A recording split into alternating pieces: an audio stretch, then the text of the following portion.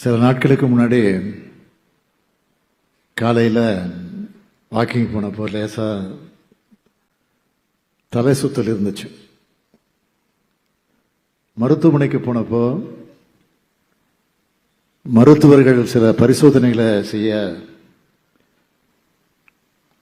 அங்கே அட்மிட் ஆக சொன்னாங்க. மருத்துவமனையில் இருந்தப்போ அரசு அதிகாரிகள்கிட்ட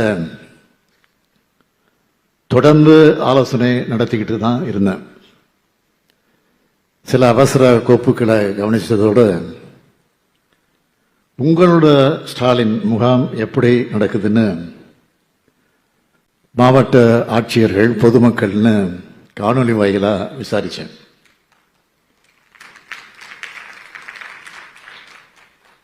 தூத்துக்குடிக்கு வந்த மாண்புமிகு பிரதமர்கள்கிட்ட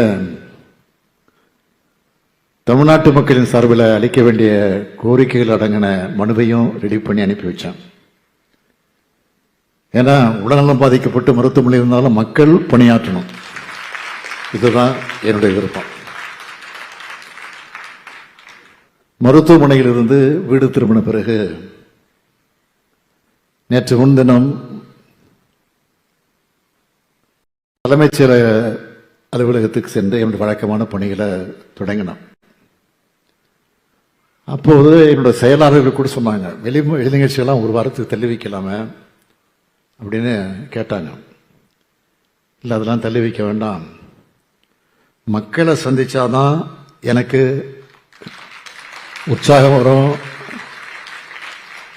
ஏதாவது உடல்நல என்னுடைய உடலில் ஏதாவது நோய் இருந்தாலும் அது நல்லாயிடும். எனவே மக்கள் பணியை செஞ்சா அதுவே என் உடல்நலத்தை கொடுத்துடும் அப்படின்னு சொல்லித்தான் இங்க வந்திருக்கிறேன். மருத்துவமனையில் இருந்து வந்தவர் கோட்டைக்கு வெளியே நான் கலந்துகிட்டு பேசுகிற முதல் நிகழ்ச்சி இது. நாட்டு மக்களுடைய நலன் காக்கக்கூடிய நிகழ்ச்சி.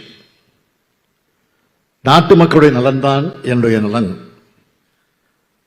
நாம் ஆட்சி பொறுப்புக்கு வந்தப்போ என்ன நிலைமை இருந்துச்சுன்னு யாரும் மறந்திருக்க மாட்டீங்க. கொரோனா 2வது அலை, ஆம்புலன்ஸ் தட்டுப்பாடு, ஆக்சிஜன் சிலிண்டர் தட்டுப்பாடுன்னு தமிழ்நாடு ஒரு நெருக்கடியிலிருந்து தவிச்சிட்டு இருந்துச்சு. நான் உட்பட எல்லா அமைச்சர்களும் மக்கள் நல்வாழ்வுத்துறை அமைச்சர்களாக மாறிட்டோம். அப்போ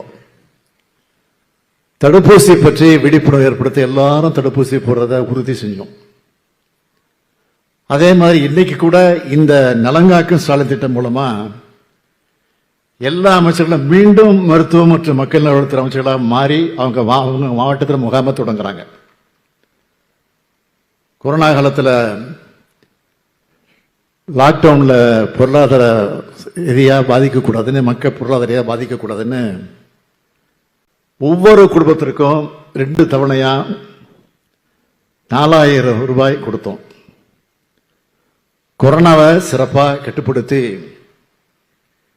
இதுதான் மக்களை காக்கக்கூடிய உண்மையான அரசுன்னு நிரூபித்தோம். அது மட்டும் இல்லை, கல்வியும் மருத்துவமும் இந்த ஆட்சியோட 2 கண்கள்னு சொல்லி கல்விக்காகவும் அதே அளவுக்கு மருத்துவத்துக்காகவும் ஏராளமான திட்டங்களை செய்ய தொடங்கணும். டயா பூஸ்டர் சுகருடைய ரிமோட் கண்ட்ரோல் இனி உங்க கையில. அனைத்து மருந்து கடைகளிலும் கிடைக்கும். செய்திகளை உடனுக்குடன் தெரிந்து கொள்ள கீழ்கண்ட கேபிள் மற்றும் டிடிஎச் நெட்வொர்க்குகளில் எம்நாடு செய்தி தொலைக்காட்சியை காணுங்கள். பாதகம் செய்பவரை கண்டால் நாம் பயம் கொள்ளலாகாது பாப்பா. மோதி மிதித்து விடு பாப்பா, அவர் முகத்தில் உமிழ்ந்து விடு பாப்பா. அண்மை செய்திகளை உடனுக்குடன் தெரிந்து கொள்ள இணைந்திருங்கள் எம்நாடு தொலைக்காட்சியுடன்.